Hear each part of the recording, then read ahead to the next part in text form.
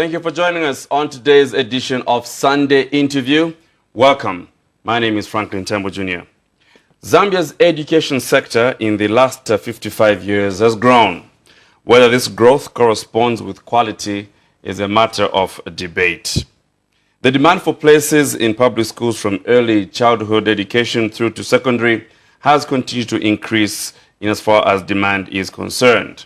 While all this is happening, issues of malpractices in past examinations have been the talk of the town. For once so far, though, the grade 9, 12, and 7 examinations in 2019 are yet to examine a report whether it has been malpractice-free. For some time now, the government has been calling for stakeholder involvement to help achieve the intended desired standards in the education sector. One of those stakeholders is the executive director of NAKEZ, who is here to be part of Sunday Interview today. And allow me to welcome Mr. Aaron Chansa to the program. Thank you for being with us. Thank you so much for inviting me. I'm happy to be here. And you're obviously a major stakeholder in this issue of education in Zambia. And from the onset, to be just to know just what the national action, for quality education in Zambia, is all about. Thank you so much, Franklin. National Action for Quality Education in Zambia was born in 2015, and the major thrust was the concern about the quality of our education in our schools. And since our inception in 2015, we have been a major stakeholder in terms of providing independent and very objective checks and balances. Of course, partnering with the Ministry of General Education in making sure that the quality of education that is being provided in our schools is that of quality. And also making sure that the exams that we run in our schools are credible. And as your intro put it, we've had so much talk about the exam leakages. You remember last year, the minister was forced actually to suspend national exams, expensive as it was. That was extremely necessary. We commended the minister for that. And we went flat out as an organization to campaign against exam malpractices because if you remember our days, we never used to hear about exam malpractices. All we used to know about leakages were tap leakages. But of late, we used to see our learners, actually in the case of Kitwe 2014, learners protesting as a result of not finding real leakage as they went to write exams. So this issue became a thorny issue in education. But today, as we speak for 2019, I'm happy to report to the nation that the exams were credible. We never had exam leakages. Actually, as NAKEZ, we independently policed these exams, and these were very, very credible. Right. Yes. Having established that, there is the controlling or regulating authority in as far as teachers are concerned. You talk about the Teaching Council of Zambia. You can talk about the authority that looks at authenticity of qualifications. Yes. And then you come on. Aren't you just replicating or duplicating roles that are already in existence? TCZ has come on board, obviously, to regulate the teaching profession. The Zambia Qualification Authority is there to see that the qualifications that are in Zambia are credible. Even those that are coming from outside the country are also credible. But in a case, it cuts across. We're also looking at the teacher-pupil ratios. We're looking at deployment of teachers. As you are aware, we are talking about 50,000 teachers who are trained but not employed. We're talking about shortages of desks. Currently, as we speak, we have a shortage of about 1.3 million desks that are supposed to be purchased. We're also looking at the curriculum. What kind of curriculum are we supposed to have as a country if we are talking about attaining Vision 2030. What about the SDG number 4? What kind of subjects are we supposed to give to our learners? So a case has not come to duplicate, but to complement what governmental bodies are doing. How would you do that? First of all, we engage. If you look at the exams themselves, the ECZ Act was actually made was crafted in 1983. Over the years, so much has happened, and we need to review it. Currently, as we speak, we are one of those entities that are reviewing this act. We want to bring it to tune with what is obtaining on the ground. If you look at the curriculum, remember before 2013, early childhood education was a preserve of the rich. It was not there in public schools. Today, as we speak, we need to thank the government that we have early childhood education centers in primary schools. All those things are as a result of our advocates, our engagement with the government, so that we can have these things in our schools. Well, I try to say that without your establishment, these things could not have happened. Some people might think you're just another NGO making money. As the viewers would agree with me, we have done so much. Just in August, we were in Botswana. We went to benchmark. We don't need to be always criticizing without solutions. NACASE is an organization that is national. We are present in all the districts.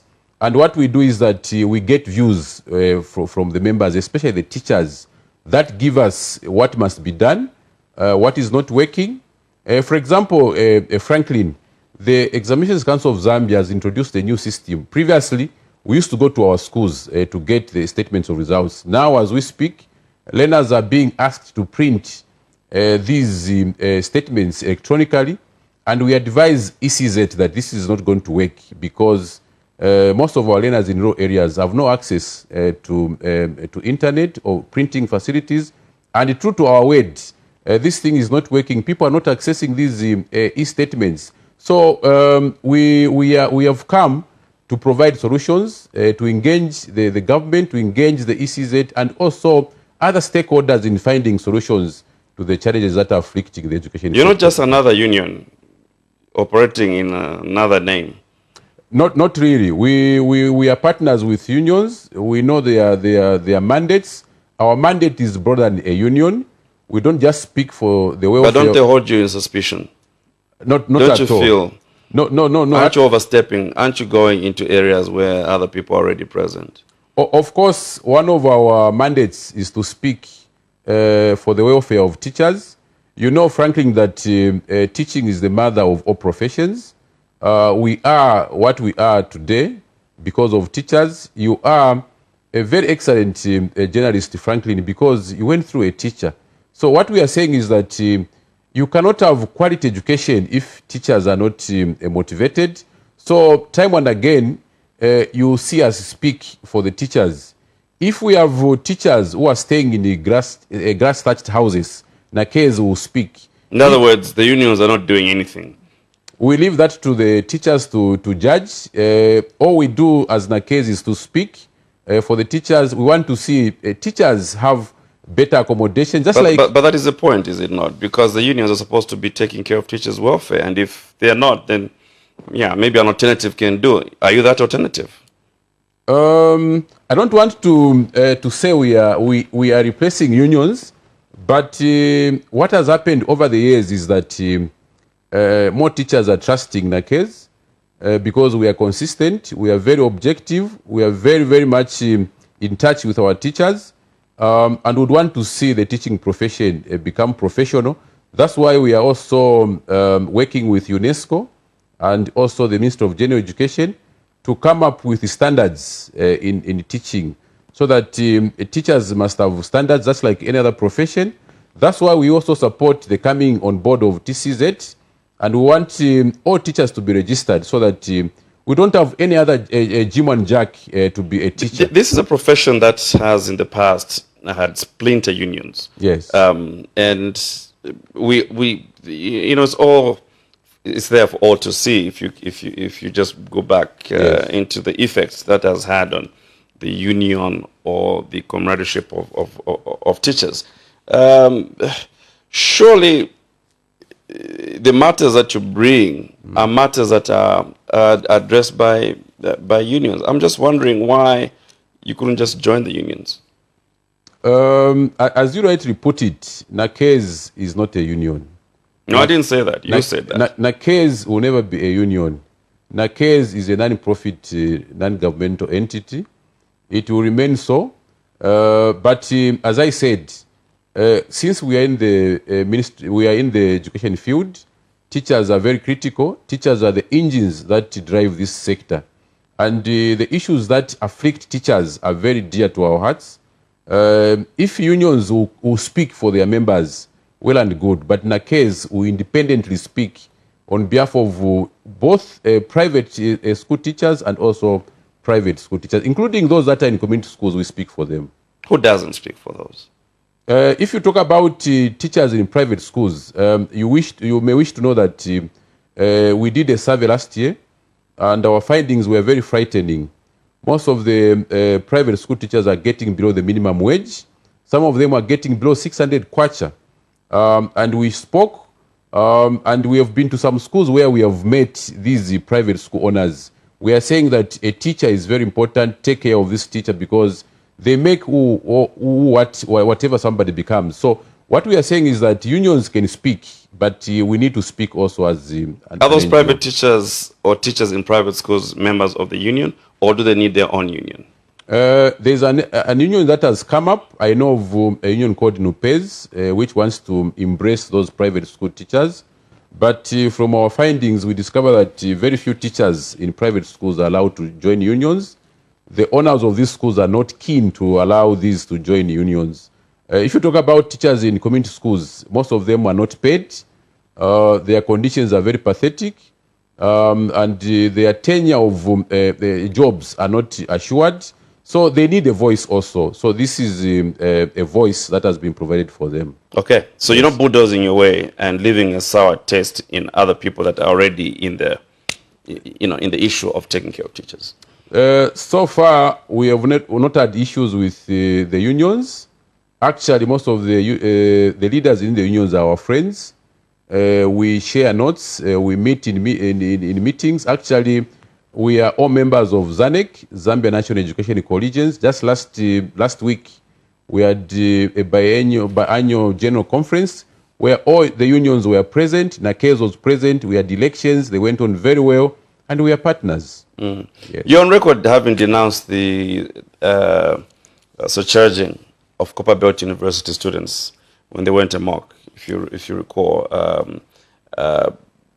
But what for you should have been a better way to deter, students like that, if assuming something that happened in the future?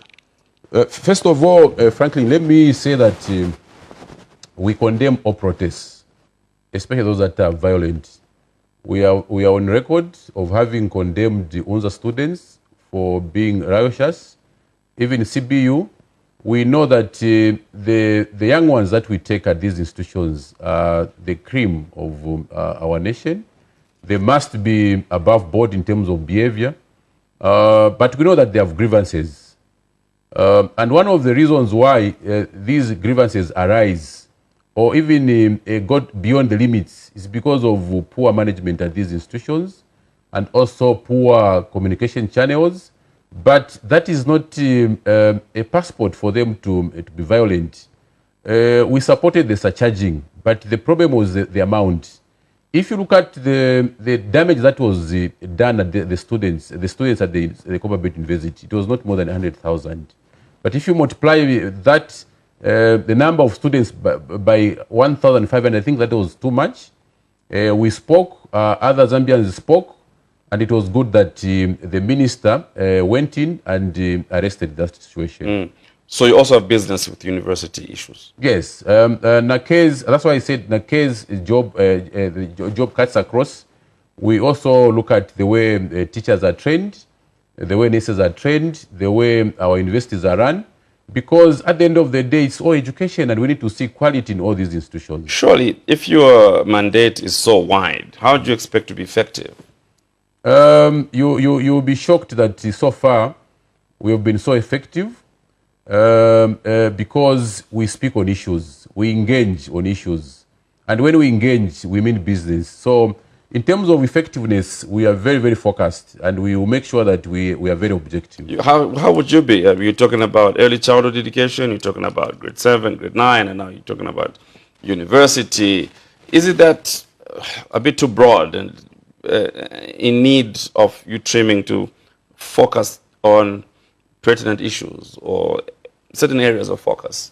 If you look at, actually it's a very good question. Because you kind of have the same problems at early childhood education with what might be happening, you know, in higher education. Yeah. As I was trying to say, if you look at our name, National Action for Quality Education in Zambia, we don't want to leave anyone behind. Education begins from early childhood up to university. So if you look at, you might be taking too much. This organization is not just in Lusaka. It's a national organization. If you go to Kaputa, you find our members there. If you go to Quito, you find our district coordinator there and our members there. So what we do is that even at that level, we engage these duty bearers. So if you come to Lusaka, we also engage the minister. We've engaged the minister on several issues. We've engaged the 2 permanent secretaries on several issues. Well, aren't you trying too hard to be relevant? Already we are relevant, frankly. But aren't you trying too hard? Of course, if you look at our system of education, there are so many things that need to be mended. If you look at the conference that we had in January this year, actually that was our push. The vice president was the guest of honor. We had this conference between 15th to 17th. All experts were drawn together and we met at Mulungushi, where we looked at this education in totality. And the ideas that came out of that conference, if implemented, will change the face of our education. So we don't look at education from some isolated point. We look at education holistically, so that at the end of the day, we have a better system of education. What have you done? Any report? What recommendations have you made in the past, if at all? A lot. Cite one. I told you about the way exams are supposed to be administered. We also suggested the reduction in terms of subjects that are supposed to be taught. If you remember, Franklin, I think when you went to school, you did maybe 8 or sometimes 9 subjects in grade 10 up to 12. But what we are saying is that these subjects are too many. Can we reduce the subjects? And also, for example, if somebody wants to be a medical doctor, why should they learn Proconsul Africanus? So we have made those inputs, and most of those inputs that we've made, government is listening. We have also suggested, for example, the issues of the 2-tier system. I'm sure you know that right now as we speak, there's a 2-tier system where, for example, if you fail to make it academically at grade 7, you can go the vocational pathway. But what we've seen is that this is just on paper. So we are pushing government that this must be actualized, so that those that are not oriented academically must begin to go the vocational way. We've read PS from the, from the ministry, Jobix, yes. Talk about that. And it would appear this was coming from the ministry. Are you telling us it's coming from you? We have done so much submission to the ministry. Correspondence is there. We have met the minister several times, and our correspondence is there. We did a submission at the conference that I talked about, the INDA that I talked about. All that has been coming from us. Of course, several other stakeholders have submitted. Most of our submissions have been bought by the ministry, and we are happy the way we are working with the minister, the PSs. They are operating an open door policy, and we are very happy about what they are doing. What's your stance on grade 7 examinations? Should they be abolished? No, not at all. We had, I think, just here at ZNBC, I featured with the PS, Dr. Kalumba, where he was saying that because grade 7 candidates are going through to grade 8, all of them, Last year, if you remember, all of them went to grade 8. We condemned that because an exam is an assessment too, and it's a waste of money and time to have an exam that passes everyone. So our view is that instead of having such kind of an exam, we must reintroduce cutoff points so that only those that are academically suitable should be able to go to grade 8. Currently, we have grade 9s who can't even read and write because of that kind of exam. So we are against abolishing grade 7, but we are proposing that this year, cutoff points must be introduced. Shouldn't you be pushing for transitional grading from maybe grade 3, grade 4, instead of throwing people out at grade 7 level to have that undesirable expression of a grade 7 dropout? Shouldn't it be more of almost continuous assessment rather than asking for these cutoff points? Actually, when you asked me about what else we've proposed, that's one of them that we've proposed. You didn't seem to have indicated that. I'm happy you've reminded me. If you go to the Ministry of Education, I think they will tell you that we have been very consistent. What we are saying is that this current system of allowing everyone to move from one level to the next has killed this kind of education, our system of education. What we need from preschool up to grade 6, that's what we have proposed, is to have what are called transitional exams. These are done, for example, in America. It's done in Cuba also, where before you go to the next level, you must satisfy the conditions in your current grade.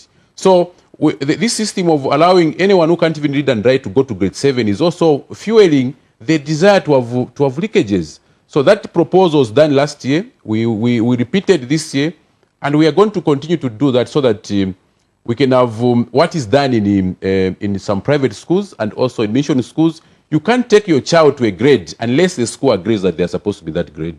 But that's, again, the problem that is there is that focuses on a child's ability more than anything to comprehend the official language, which could be English. Are you not supposed to be seen to be pushing for the promotion of local languages, for kids to be tested in their mother tongue from regions where they have comparative advantage, rather than subjecting them to, which is important, but they have another advantage by using their own languages? Actually, why are you silent on that? Actually, we are on record of having supported the usage of language of play, or language that is common in one area. Research shows that when you teach Elena in a language where they are very much used, then they will learn faster. But of course, we can't put our heads in the sand and pretend that English is not our official language. So we are not just supporting English, we are also of the view that local languages must be promoted. Actually, if you go to Japan, there are subjects that are specifically for a given region. For example, if you go to Luapula, there must be a subject specifically for Luapula, maybe on how to do farming or how to do fishing. If you go to Western Province, there must be a subject specifically that suits that language. For example, how do you harness the economic potential of that province, which is different from other provinces? But aren't you relegating this whole discussion to what is just pertaining to a province? Why can't the current examinations be conducted in the language that pertains in the respective regions? Shouldn't that be your niche? Shouldn't that be your area of focus?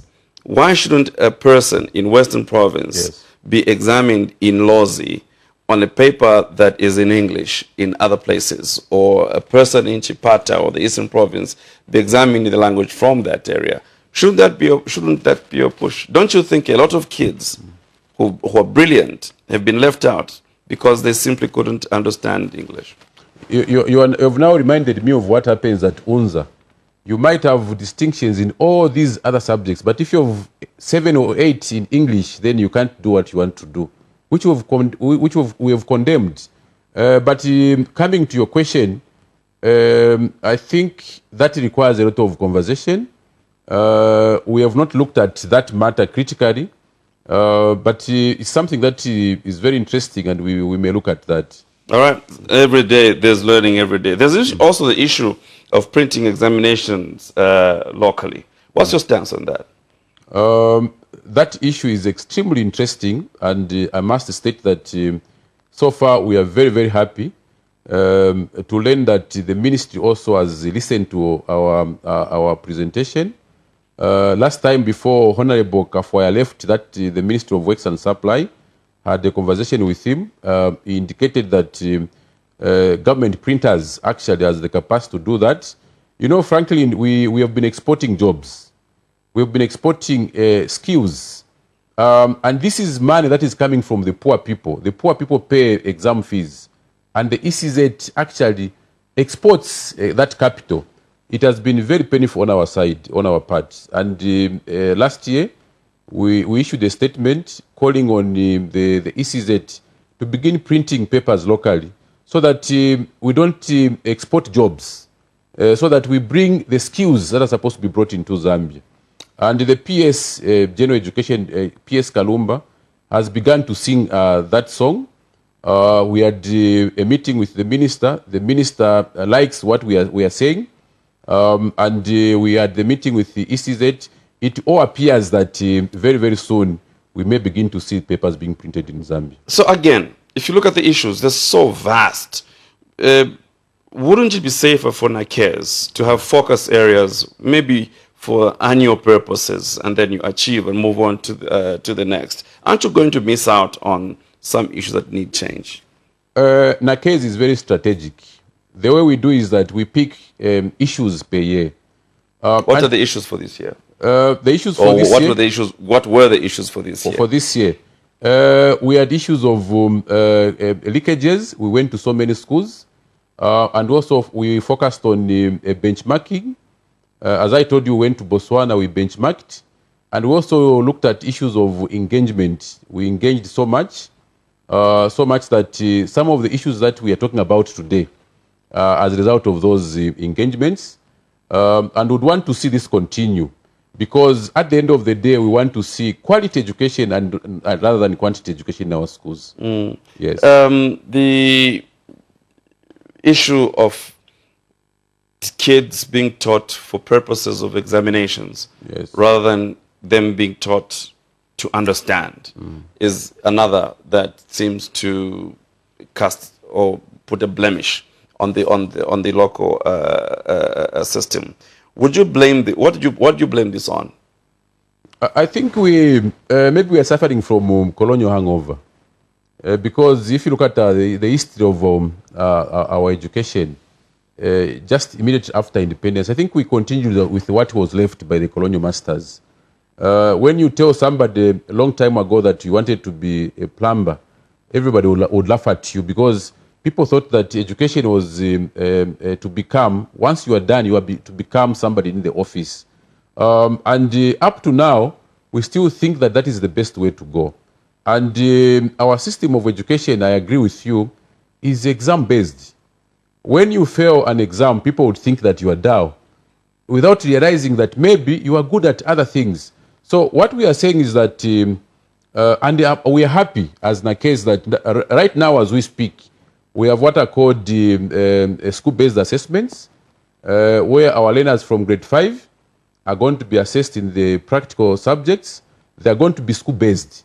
I think this is the way to go. We need to move away from a theoretical perspective in terms of education and begin to give skills to our learners, so that even if you leave the system of education, you're not just a statistic, but somebody who can add value to the labor market. So shouldn't that be part of your voice, having to see more trade schools being set up? You've seen the rush, the universities, everybody's putting up a university. Yes. And you're not really hearing about the establishment of trade schools, because it is those artisans, those bricklayers that really should be the fulcrum of development in any country.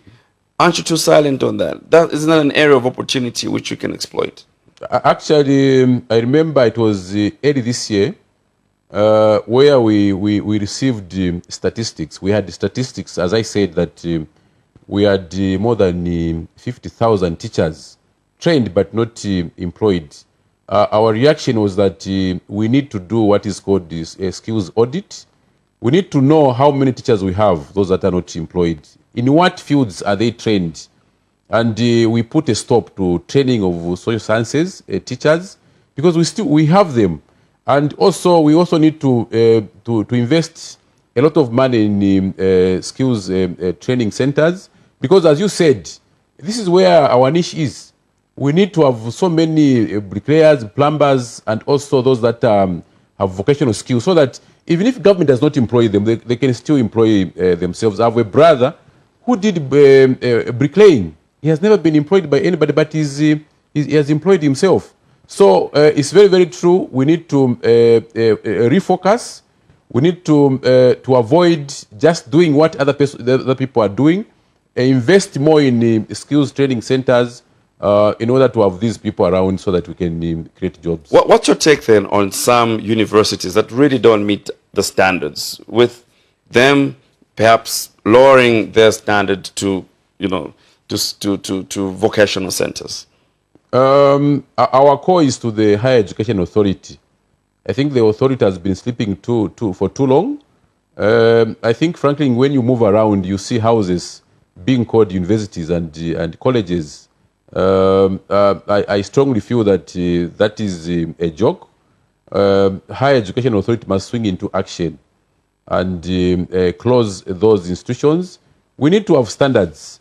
I was happy 2-3 weeks ago when I watched Teveta actually closing up some of these institutions in Kitwe, who are masquerading as vocational skills training centers, and yet they didn't even have the machinery to do that. So we need to graduate from a country that entertains mediocrity to a country that looks at quality. You can't have a house being called a university. You can't have a house being called a college. That is extremely very disappointing, and we want to see the Higher Education Authority swinging into action to do that. You are aware you are creating enemies by saying what you're saying right now? We don't mind creating enemies as long as what we are doing is correct. We need sanity in that sector.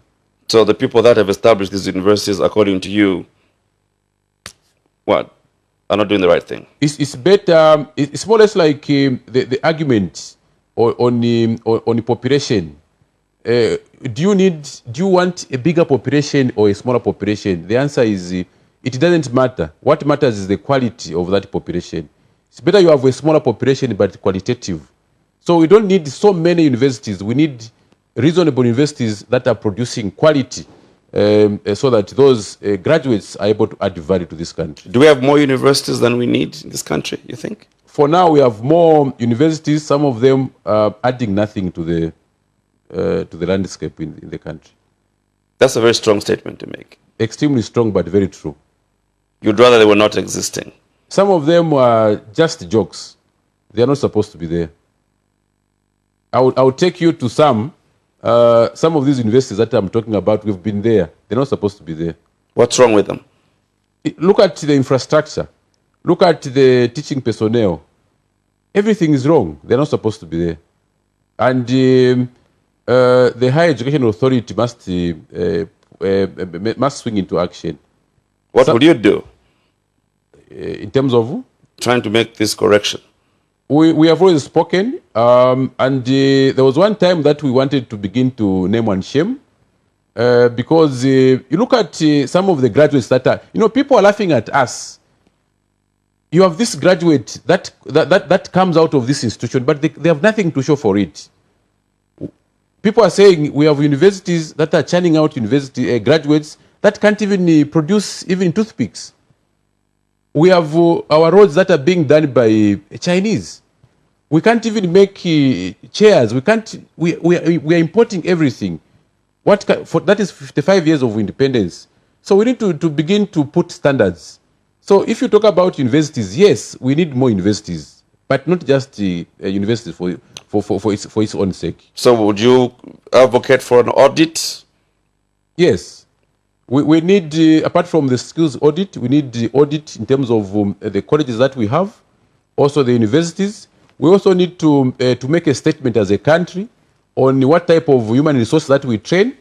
We don't just need to be training the same people and not taking them anywhere. We need to train people that are going to be useful. We need to train people that are going to add value to this country. So we are extremely concerned about some of the universities that are existing now. And as you said, why are they not training human resource? For example, in engineering, why is everyone training teachers? Because it's the easier way to go. But even teachers must be well trained. Some of the teachers, if you remember, is it 3 years ago, there was a statement from the Teaching Service Commission that some of the teachers can't read properly. Now, what kind of a teacher are we going to have who can't read properly? So even the teaching colleges must be checked. The Teaching Council of Zambia has a huge task to make sure that those colleges that are training teachers are also checked. We need quality teachers if we are to be talking about quality education. Talking about teachers, one of the major issues, especially in the rural areas, is retention. Yes. Keeping the teachers in those places. There have been suggestions that perhaps they need an extra incentive to keep them in those places. Is that a solution? If not, what else do you think should happen for teachers to remain in the rural areas? As I said, to us as NACES, teachers are extremely important, especially those that teach in rural areas. We went to some school where we found this teacher in a grass-thatched house, Franklin. And you expect that teacher to teach properly. There was a school this year in Mpongwe, actually, where we were told that there was only one teacher from grade 1 up to grade 7. And we reported this to PS Kalumba. The following day, he made calls and 4 teachers were taken to that school. It's called Nkurumashiba Primary School in Mpongwe. And you can't expect such a teacher to teach properly. So what we need are incentives. We need proper amenities. We need proper accommodation.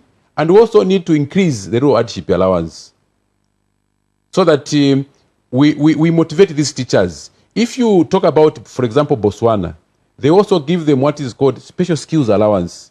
Those that teach mathematics and sciences are given that special skills allowance at 40% of your basic. And they also give them a very good accommodation. So if we are to retain schools in rural areas, such are needed. We also need to propose, in fact, we have proposed to government that there must be a ready pathway.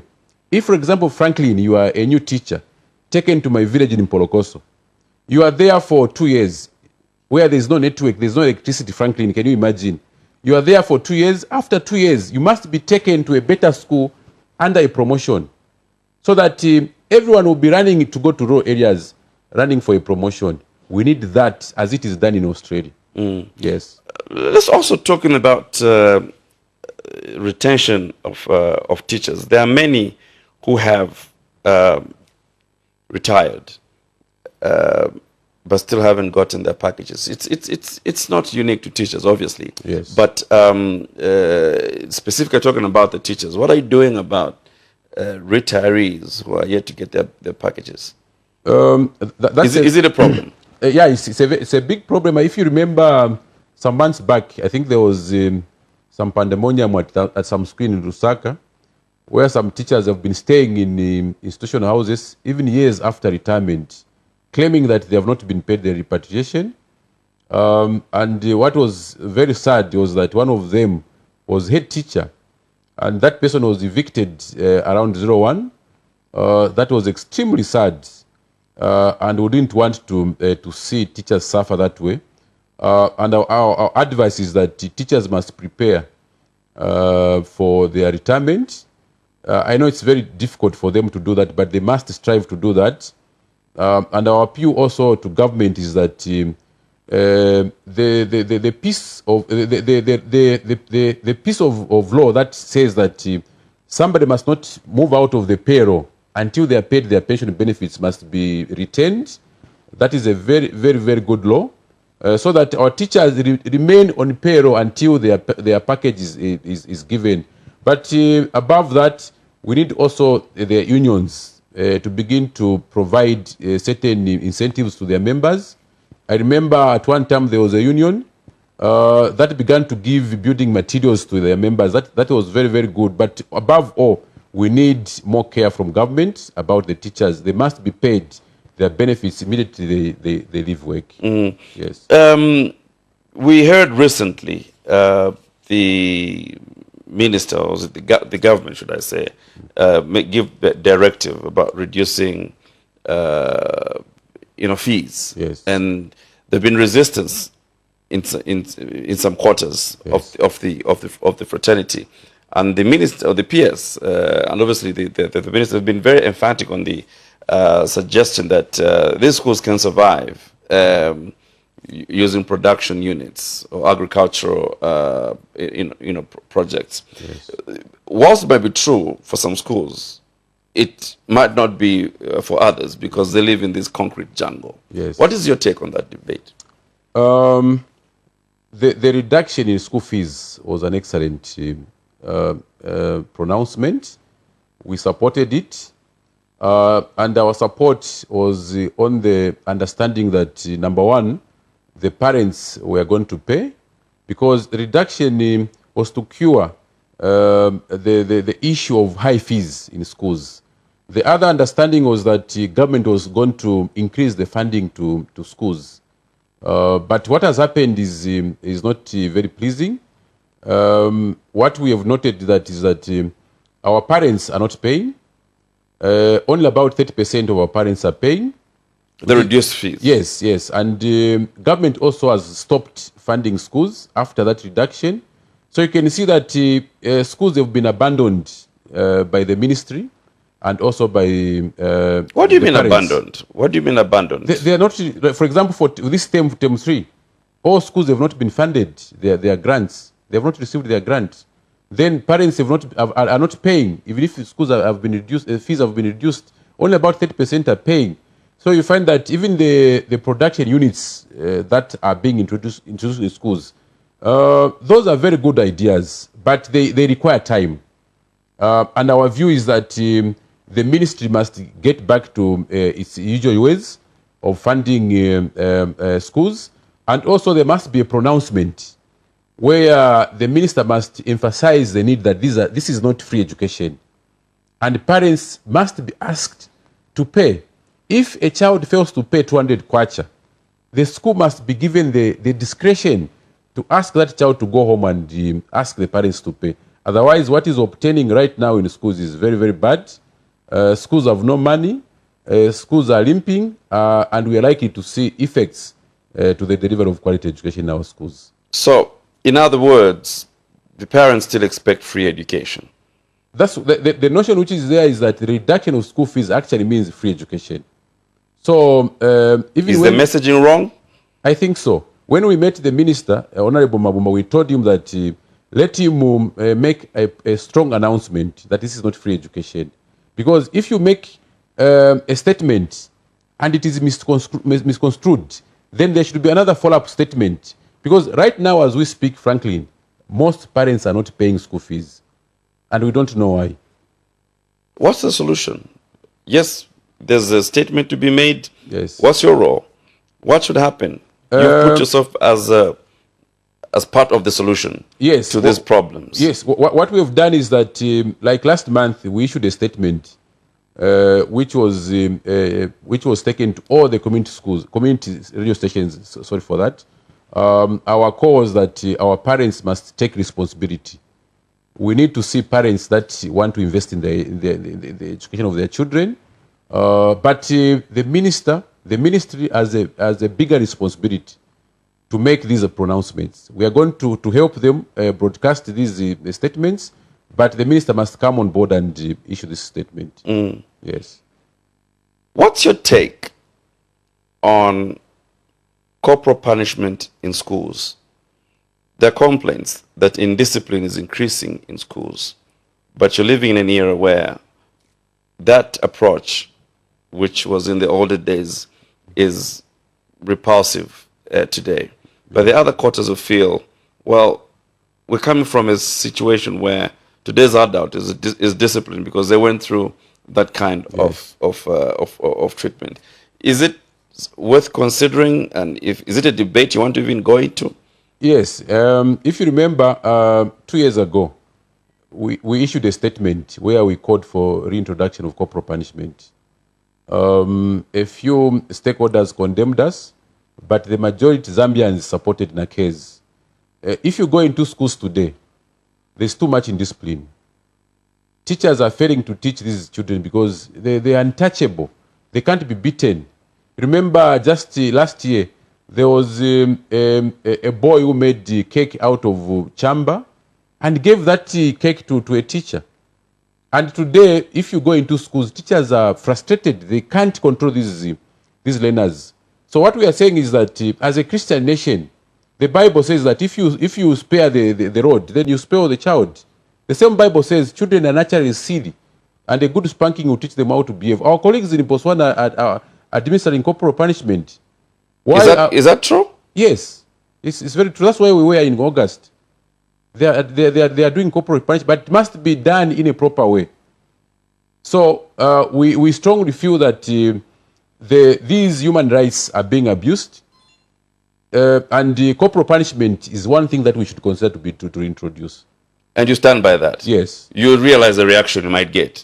Yes, we know, but the truth will always be the truth. Okay. Yes. Well and good. As we come to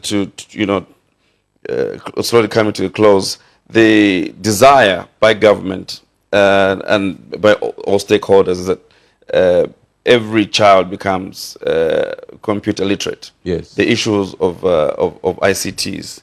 But it's apparent that a lot of work needs to be done to achieve that. I think you're in record in advocating having like 15,000 computers bought annually. Yes. Do you find that the country is on the right trajectory in achieving that, or is it a long shot? First of all, we commended government for introducing or making computer studies compulsory. Everywhere else, people are going technological. We can't be an exception. So that one was a very good fit. But over the years, I think we've lost it. If you remember in 2015 exams at grade 9, our learners were writing that exam even after 02. Because schools have no computers, schools have no electricity. And we have seen that since that time, not much has been done. I think in 2016, we only saw about 500 computers being bought by the government. 2017, 2018, even this year, the ministry has not bought any computer. What we have said is that we need to go the Rwanda way. One child, one computer. And that's what we are proposing during the Indaba in January. We hope that one day, the ministry will spend a lot of money buying computers and also making rural schools electrified, especially through solar system. But this can't be done by government alone. We need the church to come on board. We need the cooperating partners. We need the corporate world. Even individuals, Franklin, can come on board to make sure that computers are bought. We also need more training colleges who should specially train teachers for computers so that we don't have these makeshift teachers that are currently, most of them are currently teaching our learners in schools.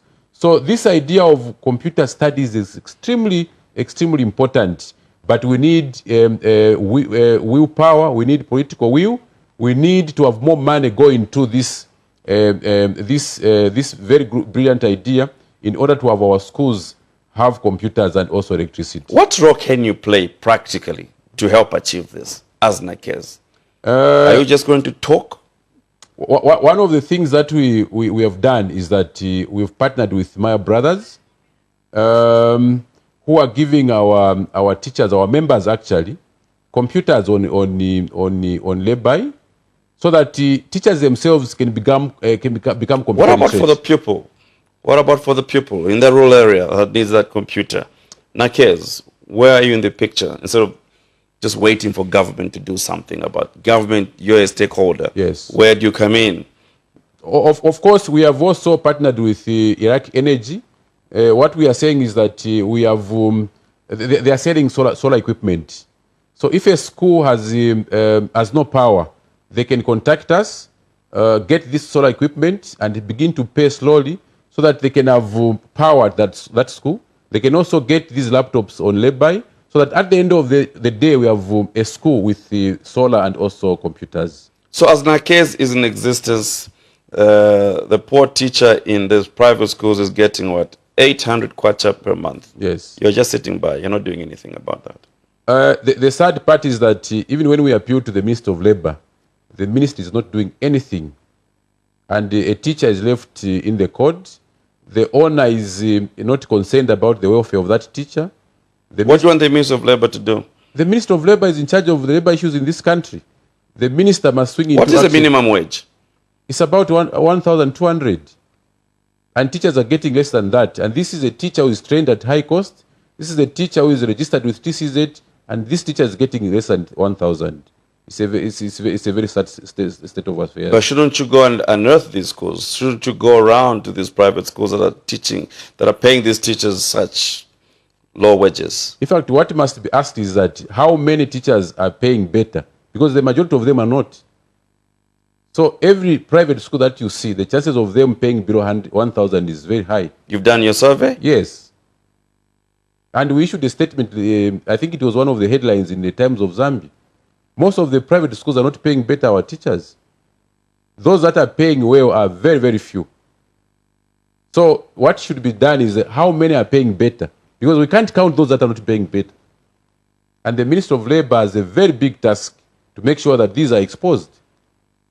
5 years from now, what do you think Nakez will have done on the education landscape in this country? First of all, we are happy that the ECZ Act, as I said, is being reviewed. The Education Act of 2011 is being reviewed. The curriculum is also being reviewed. And there's a lot of things, there are so many things that are happening in the ministry as a result of Nakez and other stakeholders. 5 years from now, we want to see exam papers being printed in Zambia. We want to see a system of education that puts a higher premium on teachers. We want to see our learners not banking on leakages. I want to see a system that promotes also skills for our people. Mr. Aaron Chansa, Executive Director, National Action for Quality Education in Zambia, Nakez. Thank you for your time. Thank you so much. The very best of luck. Yours is a huge, huge responsibility. I'm humbled. Very best of luck. And that's what Sunday interview has been about for today, featuring Executive Director Nakez Aaron Chansa, looking at broad range of areas in as far as education is concerned. Some strong statements, some needing action, but at the end of the day, all about the interest of Zambia's education. Thank you for watching, and goodbye.